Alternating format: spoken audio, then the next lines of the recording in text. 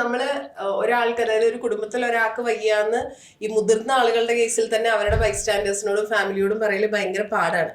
Specially കുട്ടികളുടെ കേസിൽ എന്ന് പറയുമ്പം ചിലപ്പോൾ അവർ ജനിച്ചിട്ട് കൂടി ഉണ്ടാവില്ല, വയറിന്റെ ഉള്ളിൽ തന്നെ ചിലപ്പോൾ പ്രശ്നങ്ങൾ. അപ്പൊ എങ്ങനെ ഇത് പറയുക അവരുടെ ഫാമിലിയിൽ? How do you guys do that? അത് ഡോക്ടർ സുരേഷാണ് ആദ്യം ചെയ്യുന്നത്, അത് കഴിഞ്ഞിട്ട് ഞാൻ കാണുകയുള്ളൂ. ഫാമിലിയോട് പറയുന്നത് എങ്ങനെയാണെന്ന് വെച്ചാൽ, ഒന്ന് ഈ ഫീറ്റൽ സ്റ്റേജിൽ നമ്മൾ കണ്ട ഇപ്പം ഞാൻ ഇന്ന് ജനിച്ച ഒരു കുഞ്ഞിൻ്റെ കഥ പറഞ്ഞത്, ഈ എല്ലാ പ്രഗ്നൻസീസും ഒരു അനോമലി സ്കാൻ എന്ന് പറഞ്ഞ ഒരു അൾട്രാസൗണ്ട് എക്സാമിനേഷൻ ഇപ്പോൾ കേരളം പോലുള്ള ഒരു സ്റ്റേറ്റിൽ എല്ലാ സ്ത്രീകൾക്കും അൾട്രാസൗണ്ട് എക്സാമിനേഷൻ ചെയ്യുന്നുണ്ട്. അപ്പം അത് ചെയ്യുന്ന ഒരു ഗൈനക്കോളജിസ്റ്റ് ആയിരിക്കാം, റേഡിയോളജിസ്റ്റ് ആയിരിക്കാം, ഒരു സോണോഗ്രാഫർ ആയിരിക്കാം, അത് മാത്രം ചെയ്യുന്ന ഒരാളായിരിക്കാം. അപ്പം അവർ എന്തൊക്കെ കാര്യങ്ങൾ നോക്കണം ഹാർട്ടിൻ്റെ എന്നുള്ളത്, ഹാർട്ടിൻ്റെ എല്ലാവരും നോക്കുമെന്ന് നമ്മൾ പ്രതീക്ഷിക്കുന്നത് ശരിയല്ല. അവർ നോക്കേണ്ട ചില കാര്യങ്ങൾ പറഞ്ഞു കൊടുക്കുന്നുണ്ട്. അപ്പം അതിൽ അവർക്കൊരു സംശയം തോന്നിയല്ല. അപ്പോഴാണ് അവരാദ്യമായിട്ട് ഒരു ഗർഭസ്ഥ ശിശുവിനെ ഡീറ്റെയിൽഡ് ഇവാലുവേഷന് വേണ്ടിയിട്ട് ഒരു പീഡിയാട്രിക് കാർഡിയോളജിസ്റ്റിൻ്റെയും ഫീറ്റൽ മെഡിസിൻ ഡോക്ടറുടെ അടുത്തേക്ക് അയക്കുന്നത്. ഇപ്പം ഞങ്ങളുടെ ഹോസ്പിറ്റലിൽ വർക്ക് ചെയ്യുന്ന രീതിയിലാണെങ്കിൽ ഫീറ്റൽ മെഡിസിനും പീഡിയാട്രിക് കാർഡിയോളജിയും ഒരുമിച്ചാണ് ഈ ഫീറ്റസിനെ നോക്കുന്നത്.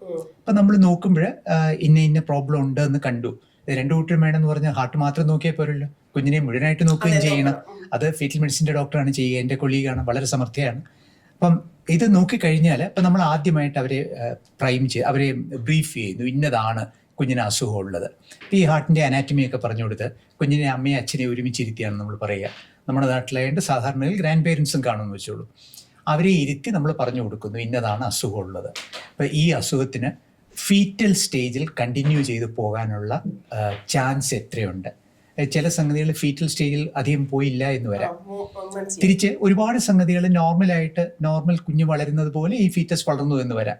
അപ്പം ഈ വ്യത്യാസം എന്താണുള്ളതെന്ന് അവർക്ക് പറഞ്ഞു കൊടുക്കുന്നു. ജനിച്ചു കഴിഞ്ഞാൽ എന്താണ് പ്രതീക്ഷിക്കേണ്ടതെന്ന് അവർക്ക് പറഞ്ഞു കൊടുക്കുന്നു. അപ്പം ഇന്നത്തെ ഈ കുഞ്ഞ് ജനിക്കുമ്പോൾ ഈ കുഞ്ഞിന് ശ്വാസതടസ്സം ഉണ്ടാവാനുള്ള സാധ്യതയുണ്ട് എന്നുള്ളതാണ്, ഉണ്ടാവണമെന്നില്ല. അപ്പം അതിന് നിയോനേറ്റൽ യൂണിറ്റ് പ്രിപ്പയർഡ് ആണ്. അപ്പം ഇത് അറിഞ്ഞുകൊണ്ടാണ് അവർ ഡെലിവറി ചെയ്യുന്നത്. ഈ ഓബ്സ്റ്റിട്രീഷ്യൻ എടുത്ത് രാവിലെ തന്നെ ചോദിച്ചു കഴിഞ്ഞു, ഇവർക്ക് നോർമൽ ഡെലിവറി ആകാമോ, ഞങ്ങൾ സിസേറിയൻ ചെയ്യണോ? അപ്പം എൻ്റെ മറുപടി, സിസേറിയൻ നിങ്ങളുടെ ചോയ്സാണ്. ഹാർട്ടിൻ്റെ കാരണത്തിൽ ഇവർക്ക് നോർമൽ ഡെലിവറി എടുക്കാതിരിക്കേണ്ട കാര്യമൊന്നുമില്ല. അപ്പം എന്ന് പറഞ്ഞാൽ അവർ നോർമൽ ഡെലിവറി തന്നെ ഡെലിവറി ചെയ്തു, ഈ കുഞ്ഞു വന്നു. ഭാഗ്യത്തിന് ഇതേവരെ കഴിഞ്ഞ കുറച്ച് മണിക്കൂറുകളിൽ ആ കുഞ്ഞിന് ബുദ്ധിമുട്ടൊന്നുമില്ല. നമ്മൾ നോക്കി ഡയഗ്നോസിസ് കൺഫേം ചെയ്ത് കഴിഞ്ഞു. അപ്പം ഈ സ്റ്റേജിൽ ഇതിന്റെ പുറകോട്ടുള്ള സംഗതി ഉണ്ടായിരുന്നില്ല എന്ന് വിചാരിക്കുക, അങ്ങനെയും സംഭവിക്കാമല്ലോ, ഇവർക്ക് ഫീറ്റസിനെ നോക്കിയിട്ടുണ്ടായിരുന്നില്ല എന്ന്. അപ്പം അങ്ങനെയാണെങ്കിൽ ഈ സ്റ്റേജിൽ നമ്മൾ കണ്ടതിന് ശേഷമാണ് ഈ പ്രോബ്ലം ഉണ്ട് എന്നുള്ളത് നമ്മൾ പേരൻസിനെ ഇരുത്തി പറഞ്ഞു കൊടുക്കുന്നു. ഇന്നതാണ് ഇതിന്, ഒന്നുകിൽ ഇപ്പം നമ്മൾ ഇമ്മീഡിയറ്റ് ആയിട്ട് നാളെ തന്നെ സർജറി ചെയ്യേണ്ടതാണ്, അല്ലെങ്കിൽ ഇപ്പം ഇതിനെ ബാധിക്കില്ല, നമുക്കിതിനെ ഫോളോ അപ്പ് ചെയ്തുകൊണ്ടിരുന്നിട്ട് 3 മാസമോ 6 മാസമോ ഒക്കെ കഴിഞ്ഞിട്ട് ഇതിന് സർജറി ചെയ്താൽ മതിയാകും. അല്ലെങ്കിൽ ചിലതിനൊന്നും ചെയ്യേണ്ട ആവശ്യമില്ലായിരിക്കും, തന്നെ മാറുന്നതായിരിക്കും. അപ്പം ഇങ്ങനെ നമ്മൾ പേരൻസിനെ പിടിച്ചിരുത്തി പറഞ്ഞ് കൊടുക്കും. അത് ഞങ്ങൾ വളരെ ലളിതമായ ഭാഷയിലാണ് പേരൻസിനോട് സംസാരിക്കുന്നത്. അപ്പം അതുകൊണ്ട് അവരോട് എത്ര ലളിതമായിട്ട് പറഞ്ഞാലും അവരുടെ കുഞ്ഞിന് വയ്യാന്നല്ലേ പറയുന്നത്. അവരുടെ നിങ്ങൾക്ക് ഓക്കെയാണ്, കാരണം you guys are train to do that. പക്ഷെ മുമ്പിലിരിക്കുന്ന പാരന്റ്സ് എന്ന് പറഞ്ഞാൽ ഈ പറഞ്ഞ പോലെ കുഞ്ഞുങ്ങളുടെ കേസാണ്. അവർ ഒരുപാട് സ്വപ്നം കണ്ട് ചിലപ്പോൾ കുഞ്ഞുണ്ടാവുന്നതായിരിക്കും, ഒരുപാട് പ്രതീക്ഷ. അപ്പൊ അവരോട് പറയാണല്ലോ കുഞ്ഞ് ഹെൽത്തി അല്ല. എനിവേ, അപ്പോൾ അത് പറയുമ്പോൾ അവരുടെ റിയാക്ഷൻ ഒക്കെ, how do you guys handle it? അല്ല, അത് ഈ വിചാരിക്കുന്നത് പോലെ വലിയ ബുദ്ധിമുട്ട് അതിനകത്ത് ഉണ്ടാവാറില്ല. ഒന്ന്, ഞങ്ങൾ ചെയ്ത ഒരുപാട് വർഷങ്ങളായില്ലേ. ഈ ലോകത്തിന്റെ എല്ലാ ഭാഗത്തുള്ള അമ്മമാരും ഞങ്ങളുടെ മുമ്പിലിരുന്നത് കേട്ടിട്ടുണ്ട്. അതുകൊണ്ട് നമ്മളൊരു കാര്യം പറയുന്നത് എങ്ങനെ പറയണം എന്നുള്ളത് ഞങ്ങൾക്കൊരു സങ്കല്പമുണ്ട്. ഇപ്പം ഞാൻ പറയുന്നതാണെങ്കിൽ ഞാനൊരു പോസിറ്റീവായിട്ടാണ് പറയാറുള്ളത്.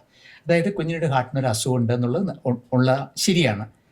ഹാർട്ടിന് അസുഖം ഉണ്ടാവാതിരിക്കുകയാണ് തീർച്ചയായിട്ടും നല്ലത്. പക്ഷേ ഈ അസുഖമുണ്ടെങ്കിലും ഇതിനൊരു സൊല്യൂഷനുണ്ട്. ഈ സൊല്യൂഷൻ കഴിഞ്ഞാൽ കുഞ്ഞ് സാധാരണഗതിയിൽ നോർമലായിരിക്കും.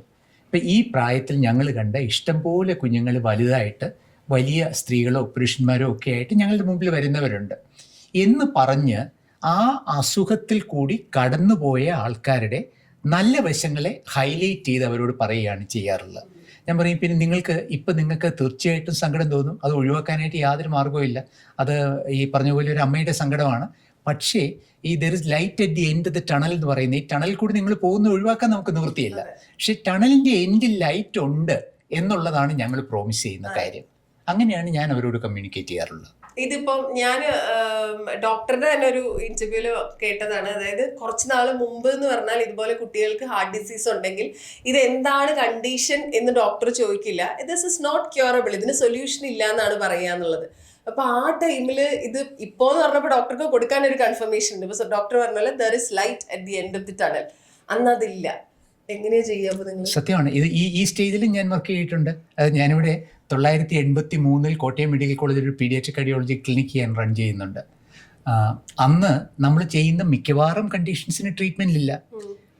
ഈ കുട്ടികൾക്കും അത് മാതാപിതാക്കൾക്കും നമ്മളുടെ കയ്യിൽ നിന്നുള്ള എക്സ്പെക്റ്റേഷൻ കുറവാണ്. അതായത് ഹാർട്ടിന് അസുഖമുണ്ട്, ഒന്നും ചെയ്യാനായിട്ടൊക്കത്തില്ല, ഡോക്ടർ ഇത്തിരി മെഡിസിൻ കൊടുക്കാമെന്ന് പറയുന്നു എന്നുള്ളതേ അവർ വിചാരിക്കുന്നുള്ളൂ. പക്ഷെ ഇന്ന് അങ്ങനല്ല. ഇന്ന് നമ്മൾ ഇനി ഒരു അസുഖം ഉണ്ടെന്ന് പറഞ്ഞാൽ അതിന് ഇന്ന ട്രീറ്റ്മെന്റ് ഉണ്ടെന്നുള്ളത് അവർ ചാറ്റ് ജിപിടിയോട് ചോദിച്ചിട്ടായിരിക്കും നമ്മുടെ അടുത്ത് വരുന്നത്.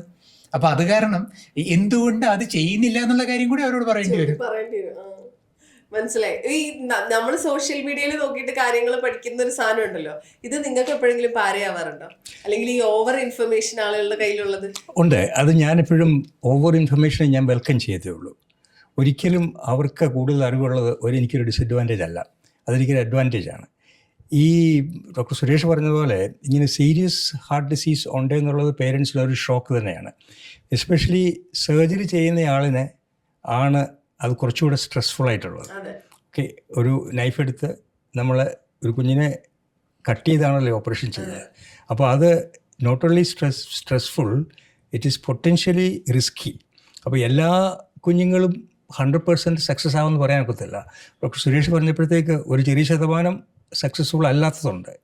അപ്പോൾ അത് നമുക്കെപ്പോഴും നമ്മുടെ ജോലി കുറച്ചുകൂടെ സ്ട്രെസ്ഫുള്ളാണ്, കുറച്ചുകൂടെ റിസ്ക്കിയാണ്. ആ കാര്യങ്ങൾ നമ്മൾ കൺവേ ചെയ്യുന്നുണ്ട് പേരൻസിനോട്. അപ്പോൾ അതിനകത്ത് ഏറ്റവും പ്രധാനപ്പെട്ട കാര്യം എന്ന് പറയുന്നത് കമ്പാഷൻ.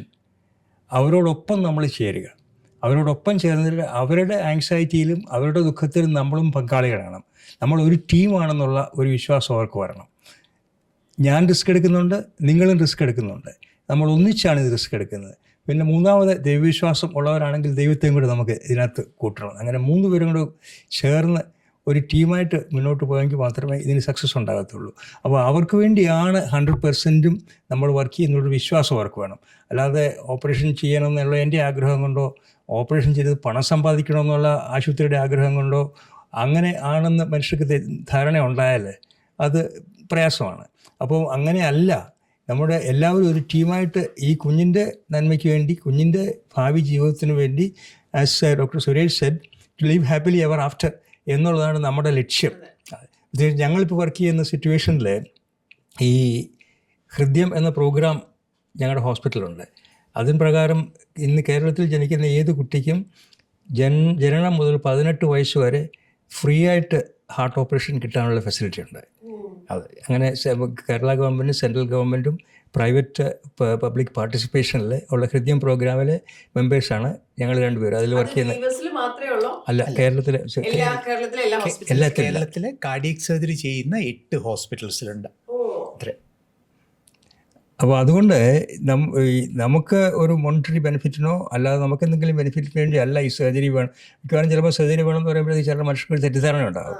അതല്ല, നമ്മൾ അവരുമായിട്ട് ചേർന്ന് ഒരു ടീമായിട്ട് വിത്ത് കമ്പാഷൻ ആൻഡ് സിമ്പതി അവരുടെ ഫീലിങ്സ് മനസ്സിലാക്കി ഈ കാര്യങ്ങൾ എക്സ്പ്ലെയിൻ ചെയ്തിട്ട് അവരോടൊപ്പം തന്നെ നമ്മൾ നിൽക്കണം. കുഞ്ഞിൻ്റെ കാര്യം മാത്രം നോക്കിയാൽ പോരാ. ഒരമ്മയോട് ഭക്ഷണം കഴിച്ചോ, ഓപ്പറേഷന് വേണ്ടി വെയിറ്റ് ചെയ്യുമ്പോൾ ഉറങ്ങിയോ, ചായയോ കാപ്പിയോ കുടിച്ചോ. ഇവിടെ ഞാൻ ഓപ്പറേഷൻ ചെയ്ത് തിയേറ്ററിൽ കയറുമ്പോൾ ഞാൻ ടേബിളിൽ ചിലപ്പോൾ മണിക്കൂറുകളിൽ നിൽക്കുകയായിരിക്കും. എനിക്ക് വേറെ ചോയ്സ് ഇല്ല. നിങ്ങളിവിടെ വെളിയിൽ ടെൻഷൻ അടിച്ചിരിക്കേണ്ട ആവശ്യമില്ല. മുറിയിൽ പോകാം, ആഹാരം കഴിക്കാം, റിലാക്സ് ചെയ്യാം, എന്തെങ്കിലും സർജറി കഴിയുമ്പോൾ ഞാൻ വിളിച്ചു പറഞ്ഞോളാം എന്നുള്ള അവരെയും കൂടെ കംഫർട്ടബിൾ ആക്കണം. അപ്പോൾ അവരുടെ ആങ്സൈറ്റി കുറയും. നമ്മൾ മിക്കവാറും ഡോക്ടേഴ്സ് രോഗിയെ മാത്രം കോൺസെൻട്രേറ്റ് ചെയ്യും. പക്ഷേ രോഗിയുടെ കൂടെയുള്ള അമ്മയും അച്ഛനും ബൈസ്റ്റാൻഡേഴ്സും എല്ലാം പ്രധാനമാണ്. അവരുടെ എല്ലാം വികാരങ്ങളെ നമ്മൾ മാനിക്കണം, അവരെ കൂടെ നമ്മൾ ടേക്ക് കെയർ ചെയ്യണം. അതാണ് വളരെ പ്രധാനമായിട്ടുള്ളത്.